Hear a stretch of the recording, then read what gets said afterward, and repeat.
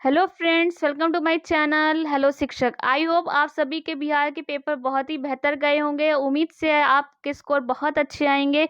तो आज हम लाए हैं आपके जो 24 अगस्त को जो सेकेंड शिफ्ट पे पेपर हुआ था, उसमें जो आपका मैथ्स और रीजनिंग के क्वेश्चन आए थे उनको आपको हैंड रिटन सोल्यूशन के साथ समझाने वाले थे कि आपको किस तरह सॉल्व करना था और आपके आंसर क्या थे। तो यहाँ पे हम डिटेल में समझेंगे इसके सॉल्यूशन को। तो हम स्टार्ट करते हैं अपने पहले क्वेश्चन से कि आपका जो पहला क्वेश्चन पूछा गया था, आपका जो फर्स्ट क्वेश्चन दिया गया था उसमें एक इक्वेशन देके बोला गया था कि n का मान निकालिए। तो यहाँ पे आपको कुछ नहीं करना था, आपके इक्वल में जो मान था उसी के बराबर आपको दूसरी भी मान सेम कर देनी थी। तो यहाँ पे हमारा इक्वल में 3/4 था, तो यहाँ की भी आपको 3/4 में चेंज कर देना था। तो हमारी पहली संख्या 3/4 में थी और दूसरी हमारी 4/3 थी। तो उसको पलटने के लिए हम जब भी कोई संख्या पलटते हैं तो अगर उस पर कोई घात होती है तो पॉजिटिव का निगेटिव हो जाता है और निगेटिव का पॉजिटिव हो जाता है। तो यहाँ पे जब इसको हमने 4/3 को 3/4 किया तो निगेटिव 8 हमारा पॉजिटिव 8 में चेंज हो गया। उसके बाद आपने एक कंडीशन पढ़ी होगी कि कभी भी जो संख्या, अगर दो संख्या गुणे में है तो अगर उनकी घात है तो घात में आपस में जुड़ जाती है। तो जब हमने यहाँ पे आपस में दोनों घातों को जोड़ा तो यहाँ पे -6 और +8 था, इसलिए वो जुड़ के हमारा 8 - 6 हो गया और इक्वल में हमारा 3/4 n हो गया। उसके बाद जब हमारा 3/4 और 3/4 हमारे दोनों हमारे बेस इक्वल हो गए, तो जब हमारा बेस इक्वल है तो ऊपर की हमारी घात भी इक्वल हो जाएगी। तो यहाँ पे जब n की वैल्यू निकल के आई वो हमारी n की वैल्यू 2 निकल के आई। लेकिन आपके ऑप्शन में देख रहे होंगे कहीं भी 2 नहीं था, इसलिए आपको जो आंसर लगाना था वो ई के साथ जाना था। नेक्स्ट आपका जो सेकंड क्वेश्चन पूछा गया था उसमें भी आपको इक्वेशन दे दी गई थी, बोला गया था इसको सरल करो। तो यहाँ पे भी आपको सेम पावर का यूज करना था कि जो भी पावर अगर माइनस में है अगर उसको पॉजिटिव में करना था तो हमको उसको पलट देनी थी। तो यहाँ पे -1 था, यहाँ पे माइनस का 8 पे भी -1 की घात थी। तो यहाँ जब उसको पॉजिटिव में चेंज किया तो हमारी संख्या पलट गई, यानी कि 1/4 हो गया, 1/8 हो गया। और यहाँ पे जब हम इस संख्या को माइनस की पावर 2 थी यहाँ पे इसकी घात, और जब इसको पॉजिटिव में चेंज किया तो ये जो हमारा 1/3/2 था ये पलट के ऊपर लिख देंगे, यानी कि वो 1 से भाग दे देंगे तो ये हमारी संख्या नीचे से ये ऊपर की ओर चली जाएगी और हमारी जो घात थी वो पॉजिटिव हो जाएगी। उसके बाद जब हमने इसको इक्वेशन यहाँ पे एलसीएम लेकर इसको सॉल्व किया तो 8 हो गया। यहाँ पे 4 दूनी 8 होता है और 2 + 1 3 हो गया, तो 3/8 हो गया यहाँ पे। और हमारा जो भाग का निशान था उसको लिख लिया और 3/2 लिख लिया। उसके बाद हमें पता है कंडीशन कि जब भाग को हम गुणे में चेंज करते हैं, जब यहाँ पे भाग का निशान हम गुणे में बदलेंगे तो उसके बाद वाली जो संख्या होती है वो फिर आपस में पलट जाती है। तो यहाँ पे जब हमने 3/8 लिखा और भाग को हमने गुणे में चेंज किया तो हमारा जो 3/2 था वो फिर से उलट के हमारा कितना हो गया, 2/3 हो गया। तो यहाँ पे पावर 2 थी इसलिए 2 बार हमने लिख लिया। उसको जब हमने कैंसिल किया, सरल किया, तो हम आंसर आ गया 1/6। तो यहाँ पे जो आपका आंसर मिल रहा था वो पहले ही ऑप्शन में मिल रहा था, इसलिए ए ऑप्शन आपका सही हो जाएगा। नेक्स्ट क्वेश्चन थर्ड आपका रेशियो से दिया गया था। तो यहाँ पे आपको रेशियो ABCD निकालनी थी। तो सबसे पहले हमको इसको सरल करना था। तो जब भी आपकी कोई संख्या बट्टे में होती है तो उसका एलसीएम लेकर उसको सरल करते हैं। तो यहाँ पे आपको A/B को क्या करना था, यहाँ पे एलसीएम लेना था। तो यहाँ 2 8 का एलसीएम 8 आता और 2 के पहाड़े में 4 बार में आता है, इसलिए 1 को 4 से गुणा करते तो 4 हो जाता और 8 तो था ही हमारा, इसलिए 3 को 3 लिख लेते। तो A/B आपका निकल के 4/3 हो जाता। ऐसे ही B/C के साथ करते तो आपका एलसीएम 9 आ जाता और 3 के पहाड़े में 3 बार में आता है, इसलिए B/C आपका 3/5 हो जाता। और C/D में आपको भी ऐसे करना था। 6 और 4 का एलसीएम 12 निकल के आता। 6 के पहाड़े में 12 2 बार में आता, यानी कि 5 दूनी 10 हो जाता, ऊपर गुणा 2 से करते। और 4 में हमारा 3 बार में आता, तो 3 से जब 3 गुणा करते तो 9 हो जाता। तो यहाँ पे आप देख रहे हैं आपके तीनों की इक्वेशन आपकी सॉल्व हो गई। अब क्या करना था, आपको A/B/C/D निकालना था। तो आपको अगर एरो मेथड से आता होगा तो उसका भी यूज करके निकाल सकते हैं, और आप जिसको इस मेथड से आता है वो इससे भी कर सकता था। तो हमने यहाँ पे ऊपर ABCD लिख लिया और जो रेशियो जिसके नीचे था उसके नीचे लिख लिया। जो ब्लू पेन से दिख रहा है वो हमारी वैल्यू है, यानी कि 4/3 यहाँ लिख लिया। B/C के नीचे हमने B/C लिख लिया और C/D के नीचे C/D लिख लिया। और जहाँ पे हमारा खाली स्थान था वहाँ पे जिसके पहले की संख्या था वो कंटिन्यू लिख लिया, यानी कि यहाँ पे 3 पे एंड हो रहा था तो 3 3 कर लिया। यहाँ पे 3 पे एंड हो रहा था इसलिए यहाँ पे आगे 3 लिख लिया। यहाँ पे 10 पे एंड हो रहा था इसलिए आगे 10 लिख लिया।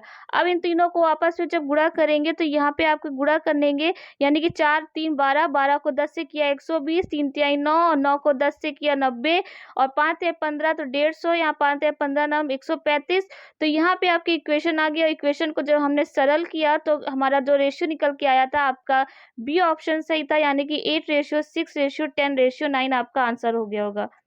नेक्स्ट आपका जो क्वेश्चन 4 था कि सुरेश और शशि एक काम को क्रमशः 11 दिनों और 17 दिनों में पूरा करते हैं।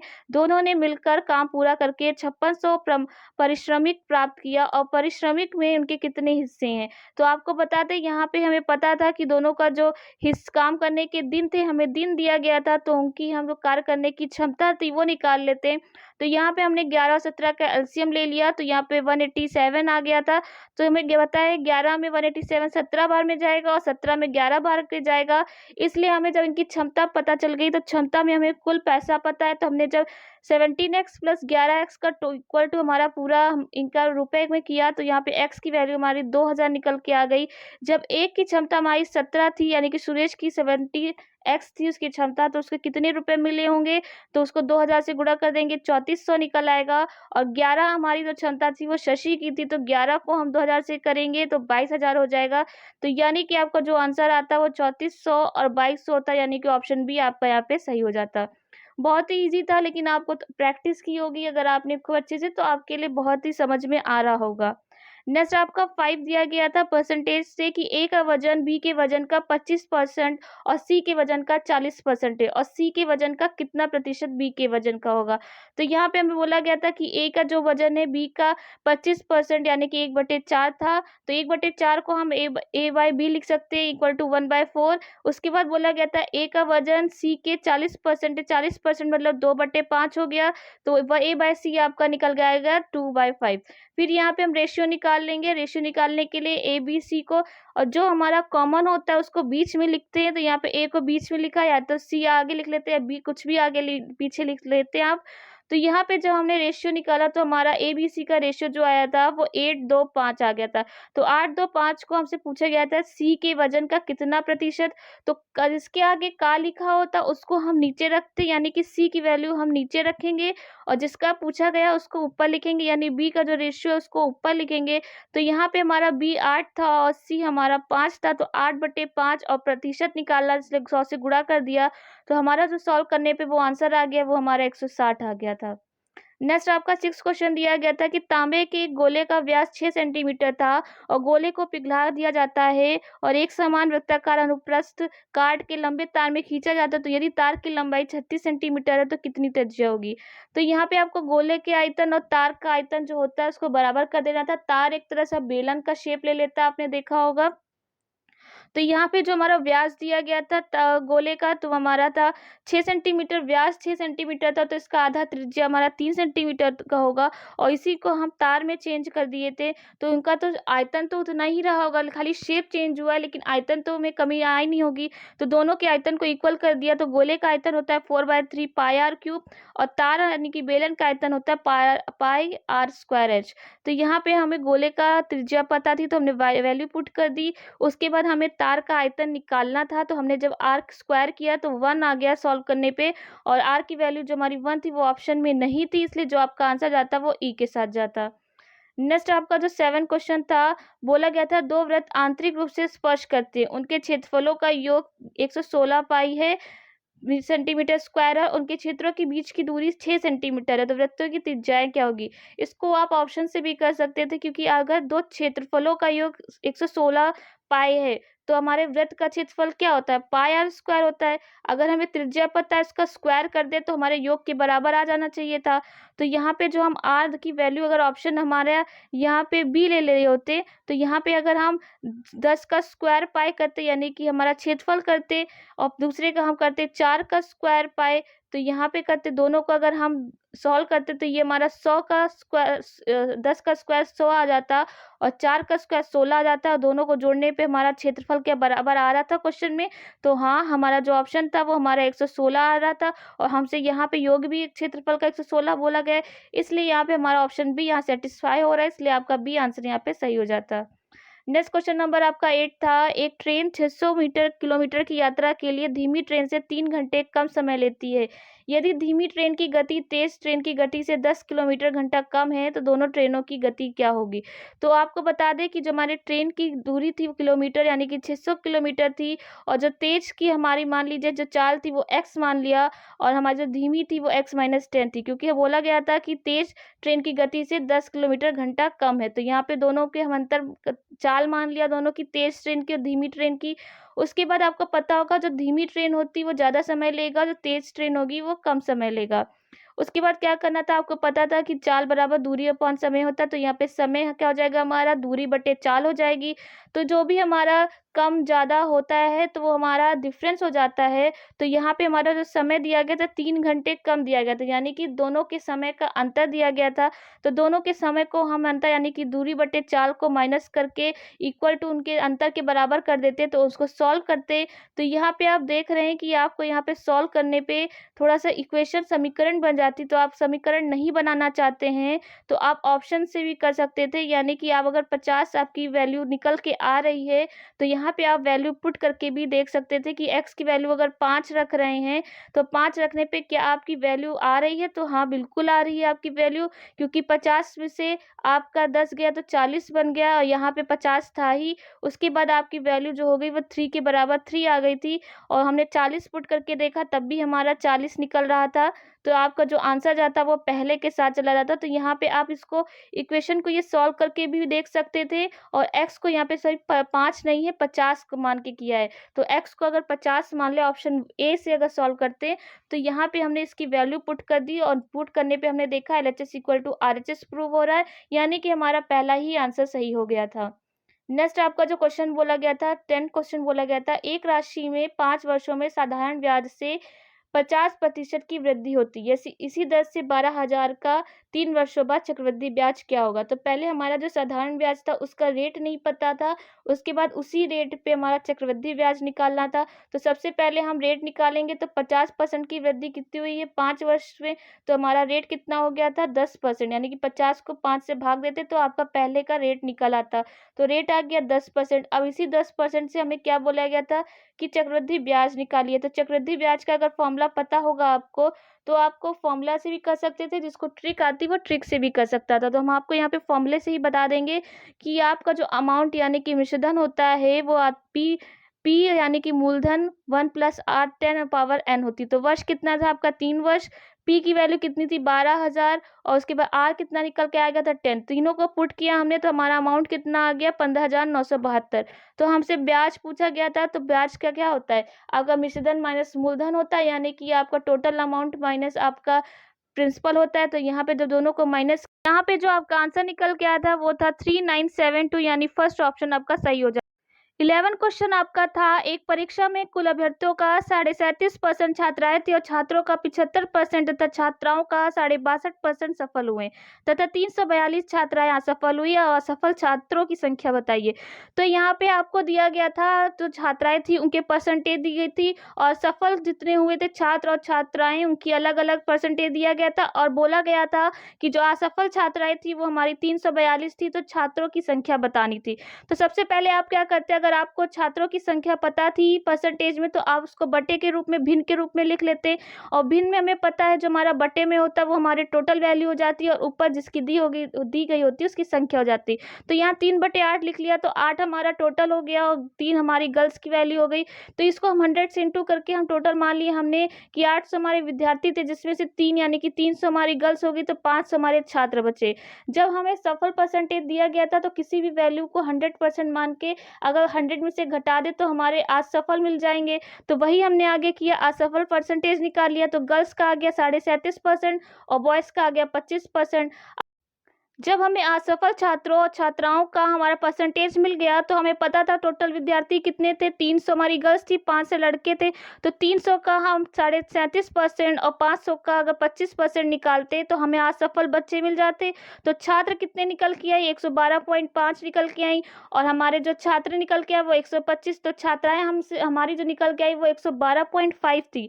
लेकिन आपने क्वेश्चन में देखा था कि हमारी जो असफल छात्राएं दी गई थी वो 342 थी। तो यहाँ पे हमारी हमारी ए की वैल्यू 112.5 थी, तो 342 की कितनी वैल्यू हो गई हमारी, 342 छात्राएं कितनी हो गई, और हमें निकालना क्या था, 125 छात्र यानी छात्र पूछे गए, तो उनका गुणा करके जब हम छात्र की वैल्यू निकालेंगे तो 342 बटे 112.5 गुणे 125 करते तो हमारे 380 छात्र निकल आते। थोड़ा सा स्टेप वाइज था, इसलिए आपको प्रॉब्लम हुई होगी, क्योंकि यहाँ पे आपको सफल से असफल निकाल लेते, उसके बाद आपकी जो छात्राएं थी वो आपकी 342 थी, उन्हीं का आपको 342 का 112.5 करके आपको 125 से गुणा कर देना था। नेक्स्ट आपका क्वेश्चन बोला गया था कि दो आपको भिन्न दी गई थी, बोला गया था बीच में संभव परिमेय बताइए। तो सबसे पहले आपको इन भिन्न को दशमलव में चेंज कर लेना था। दशमलव में चेंज करते तो -2.3 का आपका -0.6 आ जाता और 0.5 आ जाता, और फिर आपको ABC तीनों को पॉइंट में चेंज करके देख रहा था कि कौन इन दोनों के बीच में लाई कर रहा है, यानी कि कौन सी संख्या इन दोनों के बीच में आएगी। तो सबसे पहले जब हमने ए को चेक किया तो हमारा 0.3 और 0.6 आ रहा है, लेकिन हमारी वेग वैल्यू माइनस में थी, इसलिए पहला हमारा कैंसिल हो गया। उसके बाद आपका जो सेकंड बी आ रहा था -2/6 और 2/6 का -0.3, तो आपको बता दें कि हमारी जो बड़ी संख्या होती है माइनस वो सबसे छोटी होती है, और जो हमारी जो छोटी संख्या होती है वो सबसे बड़ी होती है। इसलिए यहाँ पे जो -0.3 था कहीं ना कहीं हमारे 0.6 की इस साइड की वैल्यू हो जाती, इसलिए उसके बीच में नहीं आ पाती, तो ये भी हमारा गलत हो जाता, और हमारा जो सी था वो भी इसी प्रकार से गलत हो जाता। इसलिए आपको जो यहाँ पे राइट आंसर लगाना था कि इन दोनों के बीच में कोई भी ऑप्शन सही नहीं आ रहा था, इसलिए आपका ई ऑप्शन यहाँ पे सही हो जाएगा। नेक्स्ट आपका क्वेश्चन 13 बोला गया था कि एक पिता की उम्र उसके पुत्र की उम्र की 5 गुनी है।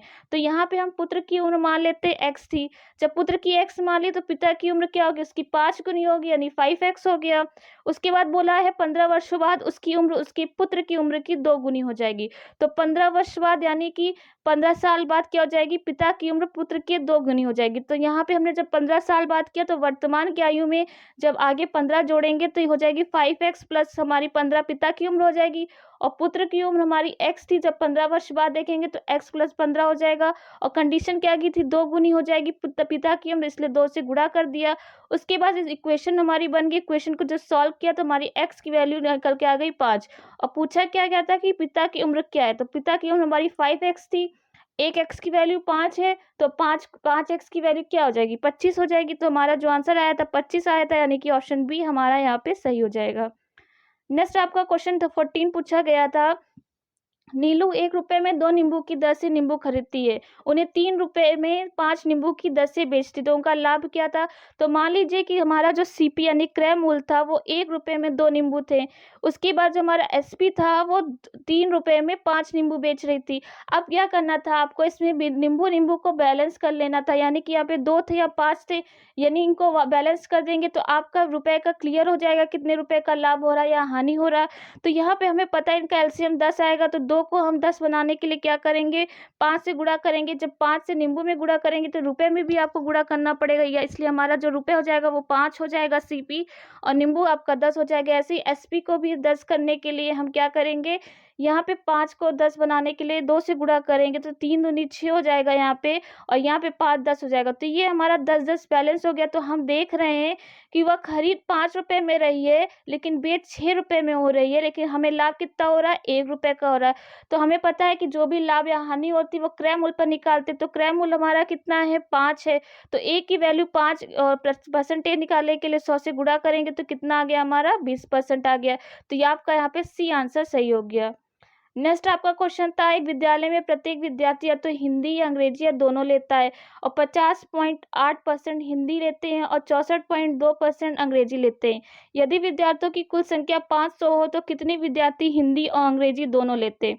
यहाँ पे आपको कुछ नहीं करना था, आपके जो भी परसेंटेज दिए गए थे उनको आपस में जोड़ देना था, हिंदी और अंग्रेजी के। जब जोड़ा तो देखा आपने 115 आ गया, यानी कि 100% में 15% की वृद्धि हो रही है, और आपके छात्रों की संख्या कितनी दी गई थी, 500 दी गई थी, यानी कि 500 का 15% निकाल लेते तो आपके जो विद्यार्थी पूछे गए थे वो 75 आ जाते, यानी कि ऑप्शन सी आपका सही हो जाता। नेक्स्ट आपका जो क्वेश्चन 16 पूछा गया था, आपको यहाँ पे क्वेश्चन दिया गया था, बोला था कि यहाँ पे मान क्या होगा। तो यहाँ पे देखिए यहाँ इनटू में दिए गए हैं एक्स की मान। तो यहाँ पे जब एक्स के ब्रैकेट खोलेंगे आप उसकी घात में, तो यहाँ पे ए बी हो जाएगा, ये माइनस का माइनस हो जाएगा। ऐसे ही यहाँ पे बी सी हो जाएगा और माइनस का बी ए हो जाएगा, और यहाँ पे सी हो जाएगा माइनस का सी बी हो जाएगा। आपको पता होगा जब कोई संख्या हमारा बेस समान होता है और मल्टीप्लाई में होता है तो उसकी घातें आपस में जुड़ जाती है। तो जब इनकी हम घातों को जोड़ेंगे तो यहाँ पे ये सारी कैंसिल हो जाएगी, बचेगा क्या हमारा जीरो। और किसी भी संख्या का जब जीरो घात होती है तो उसका मान हो जाता है 1, इसलिए आपका बी आंसर इसका सही हो जाता है। नेक्स्ट क्वेश्चन आपका यहाँ से रीजनिंग पूछा गया था कि बिना दोहराव के अंक 0, 1, 2, 3, 4 का उपयोग करते हुए कितनी 4 अंकीय संख्याएं बना सकती। तो यहाँ पे आपको 0, 1, 2, 3, 4 का प्रयोग करके 4 अंकीय की संख्या बनानी थी जो दोहराती ना हो यानी रिपीट ना करती हो। तो इनका सबसे अच्छा तरीका होता है करने का, सबसे पहले आप इनको इकाई, दहाई, सैकड़ा, हजार के रूप में लिख लीजिए। उसके बाद 4 अंक की बनानी है। तो सबसे पहले मान लीजिए हमने 0 को यूज नहीं किया, तो 4 अंक कौन से हो गए, 1, 2, 3, 4 हो गए। तो यहाँ पे हम टोटल कितनी 4 संख्या बना सकते हैं, 4। उसके बाद हमने फिर यहाँ पे 1 को नहीं लिया क्योंकि यहाँ पे 1 को यूज कर चुके थे, फिर 0 हमारा रह गया था। जो 0, 2, 3, 4 को मिला के कितनी हमारी संख्या बन रही, 4 बन रही। फिर हमने 0 को भी यूज कर लिया, 1 को भी यूज कर लिया, तो बची हमारी 2, 3, 4 संख्या, यानी कि 3 संख्या का बन सकता है। फिर यहाँ पे हम एक एक करके ऐसे हम संख्या कम करते जाते हैं। तो यहाँ पे 2 का भी यूज कर लिया, तो बचा हमारा 3, 4, तो हमें यहाँ पे मिल गया 2 संख्या। तो हमसे बोला था 4 अंक की, तो हमारा ये 4 अंक की संख्या बन गई। अब इन सबको आपस में मल्टीप्लाई कर लेते, तो मल्टीप्लाई करने पे आपका आता है यहाँ पे 96, जो कि आपके ऑप्शन में नहीं दिख रहा है, इसलिए आपका जो यहाँ पे ऑप्शन जाता है वो जाता उपयुक्त में से कोई नहीं, यानी कि आपका ऑप्शन ई यहाँ पे सही हो जाता। नेक्स्ट क्वेश्चन आपसे रीजनिंग में पूछा गया था, यदि हाइट को इस कोड में लिखा जाता है तो लूज को इस कोड में लिखा जाता है तो मोबाइल को क्या लिखेंगे। तो यहाँ पे इन्होंने कुछ नहीं किया था, सिर्फ आपको अगर प्लेस वैल्यू पता होगी कि कौन सी डिजिट, कौन से अल्फाबेट किस नंबर पे है, तो आप आराम से कर लेंगे। इन्होंने क्या किया था, हाइट जैसे मान लीजिए हाइट की वैल्यू प्लेस वैल्यू होती 8, तो 8 में 1 जोड़ देंगे 9 हो जाएगी। उसी तरह ई क्या होती 5 होती, 5 पे आती है तो 1 जोड़ दिया 6। उसी तरह हमसे मोबाइल का पूछा था, तो मोबाइल को आपका क्या करना था, एम की प्लेस वैल्यू 13 होती तो 14 लिख देते, ओ की हमारी 15 होती तो 16 लिख देते, और बी की हमारी ए बी 2 होती है तो यानी कि इसमें 1 जोड़ के 3 लिख देते। इसी तरह आपका जो आंसर जाता वो फर्स्ट के साथ आपका सही हो जाता। नेक्स्ट आपका जो रीजनिंग पूछा गया था यहाँ पे कि एक व्यक्ति 4 बच्चों के बीच कुछ वस्तुओं को बांटता है। पहले बच्चों को कुल वस्तुओं का 1/2 मिलता है और दूसरे वस्तुओं को पहले बच्चे का 1/4 मिलता है और तीसरे बच्चे का पहले ही बच्चे का 3/4 मिलता है। तो यहाँ पे कुछ नहीं करना था, सबसे पहले जो आपको 3 भिन्न दी गई थी उनका एलसीएम निकालना था। तो एलसीएम निकल के आपका कितना आता, 4 आ जाता। तो यानी कि टोटल वस्तु कितनी थी आपकी, 4 थी। फिर उन्होंने बोला पहले बच्चों को कुल वस्तु का 1/2 मिला, यानी कि 4 हमारी कुल वस्तु थी, 4 का 1/2 कितना हो गया, 2 हो गया। फिर बोला कि दूसरे वस्तु का पहले बच्चे का 1/4 मिला, यानी पहले को 2 मिला था, उसी का 1/4 किसको मिला, सेकंड को मिला, यानी कितना मिला, 0.5 मिला। उसके बाद उन्होंने बोला तीसरे बच्चे को पहले बच्चे का 3/4 मिला, यानी कि पहले बच्चे का कितना था, 2, 2 का 3/4 किया तो अब आया 1.5। अब तीनों में टोटल कितना हो गया हमारा, 4 हो गया, और 4 ही हमारी टोटल वस्तु थी। तो जब कुछ बचा ही नहीं तो आपसे पूछा गया था कि चौथे बच्चे को कितना अंश मिलेगा, तो उसको कुछ भी भाग नहीं मिलेगा, यानी आपको यहाँ पे जो आंसर होना चाहिए था 0, यानी कि 0 होना चाहिए था, लेकिन आपके ऑप्शन में नहीं था, इसलिए आपको ई ऑप्शन यहाँ पे लगाना था। नेक्स्ट क्वेश्चन आपसे बोला गया था, यदि वर्ग का क्षेत्रफल समबाहु त्रिभुज के क्षेत्रफल के बराबर है तो वर्ग की भुजा और समबाहु त्रिभुज की भुजा का अनुपात क्या होगा। तो सभी को पता होगा वर्ग का क्षेत्रफल होता है भुजा स्क्वायर और समबाहु त्रिभुज का होता है √3 भुजा स्क्वायर। तो यहाँ पे मान लीजिए हमने यहाँ पे वैल्यू लिख ली, दोनों को इक्वल बोला था कि दोनों के क्षेत्रफल बराबर है, इसलिए हमने बराबर में लिख लिया। उसके बाद हमने ये भी स्क्वायर में था, ये भी हमारा स्क्वायर में था, तो इसको हमने बटे में लिख लिया, √3/4 हो गया। जब हमने यहाँ से स्क्वायर हटाया तो ये पूरा अंडर रूट लग गया। उसके बाद 2 का हमारा जो रूट होता है वो 2 होता है, और यहाँ पे पहले से ही रूट था, उसके बाद ऊपर से एक और रूट हो गया, यानी डबल √3 हो गया। तो हमारे ऑप्शन में देखते हैं कि हमें ऐसी वैल्यू मिल रही थी, डबल √3 नहीं, यहाँ पे आपका सिंगल √3 था, इसलिए आपका जो ऑप्शन यहाँ पे जाता वो ई के साथ सही हो जाता। नेक्स्ट आपसे बोला गया था नीचे दी गई संख्या श्रृंखला में गलत संख्या ज्ञात कीजिए। तो यहाँ पे सीरीज दी गई थी, आपको बताना था कि कौन सी संख्या यहाँ पे गलत है। तो अगर आपने इसको सॉल्व किया होगा तो चेक किया होगा कि इन्होंने क्या किया था कि 3 में इन्होंने 4 जोड़ा था तो कितना आया था, 7 आया था। फिर 7 में उन्होंने क्या किया था, इवन नंबर्स को जोड़ा था, 4 से शुरू किया था इवन नंबर, और जहाँ तक सीरीज थी वहां तक, तो सबसे आपने इवन नंबर कौन सा लिया था, 4। उसके बाद आया 7, फिर 7 में नेक्स्ट इवन नंबर क्या आता है, 6 आता है 4 के बाद, तो 4 7 में 6 जोड़ा तो यहाँ पे देखिए 13 आ गया था। फिर 13 में नेक्स्ट इवन नंबर 8 जोड़ा तो 21 आ गया था, और 21 में 10 जोड़ा नेक्स्ट 31 आ गया था, 31 में आपका नेक्स्ट इवन जोड़ा तो 43 आ गया था। लेकिन यहाँ पे हमारा जो सीरीज बन रही थी उसमें क्या गलत आ रहा था, यहाँ पे 7 की जगह 8 लिखा हुआ था, तो यहाँ पे आपकी जो गलत संख्या हो जाती वो 8 हो जाती, यानी ऑप्शन नंबर सी आपका सही हो जाता। 111 में आपको बॉक्स दिया गया था, बोला गया था कि इस तालिका में गलत संख्या ज्ञात कीजिए। तो इसमें कुछ नहीं करना था, आपको देख रहे थे कि इसमें क्या किया गया है, यहाँ पे इंटू 2 किया गया है। ये 2 दूनी 4 होता है, और देखिए 6 दूनी 12 होता है, 8 दूनी 36 होता है, 54 दूनी 108 हो गया। नेक्स्ट आपका इन दोनों बॉक्स में क्या किया था, 1 इंटू 5 किया था। देख रहे जैसे यहाँ पे 1 को 5 से करेंगे कितना आएगा 5, 3 को 5 से 15, 9 पंजे 45, लेकिन 27 पंजे जो आना चाहिए था आपका आना चाहिए था 135, लेकिन यहाँ लिखा क्या था, देखिए 100 लिखा था, इसलिए 27 को 5 करने पे 135 आता, लेकिन आपका जो 100 लिखा है इसलिए यहाँ पे 100 गलत हो जाएगा, जो आंसर आपका राइट जाना था, यानी कि सी ऑप्शन यहाँ पे सही हो जाता। बहुत ही इजी था, बस थोड़ा सा आपको सोचना पड़ता है, इसलिए यहाँ पे गलत था। यहाँ पे आपको 112 दिया गया था, माना ए इक्वल टू 10 सेंटीमीटर था, बी इक्वल टू 3 सेंटीमीटर था, और सी इक्वल टू 6 सेंटीमीटर, निम्नलिखित में से कौन सा सत्य है। तो आपको बता दें कि ए बी सी त्रिभुज की भुजाएं तो नहीं, क्योंकि त्रिभुज की भुजा के लिए कंडीशन होती है कि 2 भुजाओं का योग तीसरी भुजा से ज़्यादा होनी चाहिए, लेकिन यहाँ पे आपका गलत था। तो यहाँ पे आपका जो बता दें कि जो सेकंड था आपका कि ए बी सी समकोण है, तो समकोण में ट्रिपलेट्स बनते, वो भी आपके नहीं बन रहे हैं। उसके बाद आपका जो सी था समद्विबाहु, समद्विबाहु में 2 भुजाएं बराबर होती, वो भी आपकी कंडीशन नहीं सही थी। तो यहाँ पे जो आपका आंसर जाता वो ई के साथ जाता, यानी कि उपयुक्त में से कोई नहीं। नेक्स्ट आपका ब्लड रिलेशन से पूछा गया था कि मदन के भाई के अंकल, यानी कि मदन का जो भाई था उसके अंकल कौन होते, चाचा होते, यानी उसके पापा के भाई हुए। करण के पिता के भाई हैं, यानी करण के जो पिता थे उनके, उसका भी ये अंकल हुआ। उसके बाद पूछा मदन और करण में क्या संबंध है, जब वो अंकल चाचा चाचा के बच्चे हैं यानी कि बेटे हैं, तो आपको पता ही कजन्स होते हैं, तो क्या होंगे, भाई भाई होंगे। तो यहाँ पे आपका जो आंसर जाता है वो बी के साथ जाता है कि मदन और करण भाई भाई है। नेक्स्ट आपका 114 पूछा गया था कि श्रृंखला में जो लुप्त संख्या है वो क्या होगी। तो यहाँ पे वाई टी ओ दिया गया था, यानी कि वाई की जो प्लेस वैल्यू थी वो 25 थी हमारी, टी की आपकी 20 थी, ओ की 15 थी, और यहाँ पे पूछा था यहाँ पे क्या आएगा। तो आप देख रहे हैं 25 20 15, यानी 5 5 को माइनस करना था। तो यहाँ पे 15 को जब माइनस करते तो 10 आती, और 10 को माइनस 5 करते तो 5 आती। तो 10 की हमारी जो प्लेस वैल्यू होती है वो जे की होती है, और 5 हमारा ई होता है, इसलिए पहला ऑप्शन यहाँ पे सही हो जाता है आपका। 115 में आपको क्या करना था, आपको यहाँ पे त्रिभुज यानी कि त्रिकोण गिनना था। तो त्रिकोण गिनने में सबसे पहले आप क्या करते, अंदर के जब त्रिभुज जो छोटा वाला आपका था ये वाला, इसको काउंट करते तो 1 2 3 4 ये बन रहा था, एक यहाँ से, एक यहाँ से, एक ऊपर से ये, और एक ये आपका कितना बन गया, ये 2, फिर बीच से करते तो इधर का एक ये, और ये 4 आपके थे, तो 8 बन गए। उसके बाद 8 का एक ये बना आपका, एक यहाँ पे, एक यहाँ बना, यानी कि 2 ये हो गए। उसके बाद एक ये, एक सिंगल ये, और एक पूरा आपका त्रिभुज यानी 3। तो यहाँ पे कितने आपके बन रहे हैं, 8 + 2 + 3, तो कितने हो गए आपके 13, यानी कि ए आपका सही था।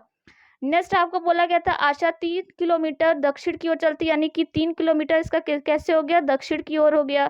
उसके बाद बोली कि वह दाएं मुड़कर 2 किलोमीटर जाती, तो दाएं मुड़ के वो 2 किलोमीटर गई।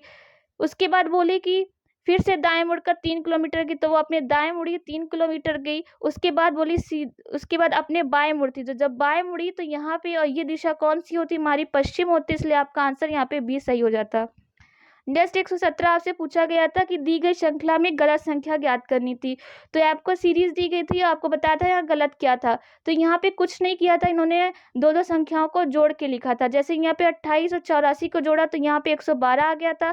फिर 112 196 को जोड़ा तो 308 आ गया था, और 308 और 504 को जोड़ना था तो 812 आना चाहिए था, लेकिन आपका 872 रहा था, इसलिए जो आपकी संख्या गलत थी वो सी गलत थी यहाँ पे। फिर आपको 118 क्वेश्चन दिया गया था कि निश्चित कूट में 256 का अर्थ है यू आर गुड, और 637 का अर्थ है वी आर बैड, एंड 358 का अर्थ है गुड एंड बैड। तो यहाँ पे आपको एंड किससे डोनेट किया गया था ये बताना था। तो हमें क्या किया कि यहाँ पे एंड किस में आ रहा था, गुड एंड बैड में आ रहा था। तो हमने देखा गुड इसमें भी कॉमन है, इसमें भी कॉमन है, तो इसमें कौन सी डिजिट कॉमन आ गई, हमारी 5 आ गई, तो यानी कि 5 इसमें नहीं है हमारा। उसके बाद बैड इसमें भी कॉमन था, इसमें भी कॉमन था, इसमें क्या हमारा 3 कॉमन आ रहा था, यानी कि 3 और 5 घट गए, बचा हमारा 8, और एंड बचा, तो एंड की वैल्यू क्या हो गई, हमारी 8 हो गई, इसलिए जो आंसर जाता आपका सी सही हो जाता। नेक्स्ट आपका क्वेश्चन 119 था कि 6 सड़कें एक देश की हो जाती। मान लीजिए कि 6 सड़कें, ये देश है, इसकी 6 सड़कें हो गई यहाँ पे। उसके बाद बोले उन्हें एक्स वाई जेड से इंगित किया जाता है। ये मान लीजिए एक्स है, ये वाई है, ये जेड है, और एक को 1 2 3 बोला गया है, ठीक है। फिर बोला गया है कि जब तूफान आता है तो वाई अवरुद्ध हो जाता है, यानी कि वाई हमारा कैंसिल हो गया यहाँ पे। उसके बोला जब बाढ़ आती है तो एक्स और 1 2 प्रभावित होती है, तो यहाँ पे एक्स भी कैंसिल हो गया, 1 भी कैंसिल हो गया, 2 भी कैंसिल हो गया। बोला कि जब सड़क एक अवरुद्ध हो जाती तो जेड भी अवरुद्ध हो जाएगी, यानी कि हमारा जेड अगर एक हमारा जब अवरुद्ध होगी तो जेड भी हमारा कैंसिल हो जाएगा। तो यहाँ पे बोला है कि एक समय पर जब बाढ़ आ जाए और तूफान भी चलने लगे तो किस सड़क का उपयोग किया जा सकता है। तो आप देख रहे हैं कि आपकी जो 5 है ये रास्ते कैंसिल हो गए और बचा कौन सा आपका 3 है, तो यानी कि ए ऑप्शन आपका सही हो जाएगा। नेक्स्ट आपका लास्ट क्वेश्चन पूछा गया था, किसी निश्चित कोड में दिल्ली को CCIDD लिखा जाता है तो उसी कोड में बॉम्बे को क्या लिखा जाएगा। तो यहाँ पे इन्होंने क्या किया था कि दिल्ली में -1, फिर ई को जो सेकंड वैल्यू थी उसमें सेकंड माइनस की 2 माइनस किया था, तीसरी पे 3 माइनस किया था, चौथी पे 4 और पांचवी पे 5। इसी तरह आपको बॉम्बे में भी माइनस करते हुए लिखना था। और जब आप माइनस करते यानी कि बी में 1 घटाते तो ए पे आ जाते, और ओ के 2 पीछे जाते तो एम हो जाता। तो इसीलिए जो हमारा आंसर यहाँ पे इसको आप लिखते तो जो आपका आंसर सही जाता वो हमारा ऑप्शन सी सही हो जाता, यानी कि आपका AMJXVS सही हो जाता। ये था आपके सॉल्यूशन। आपको इसी प्रकार से सॉल्व करना था, ये आपका सॉल्यूशन था। तो मैंने डिटेल में बता दिया कि कैसे इसको सॉल्व करना था, कैसे प्रैक्टिस करनी थी। तो अगर ये वीडियो आपको अच्छा लगा हो तो लाइक कमेंट शेयर जरूर करिएगा। आज के लिए थैंक यू।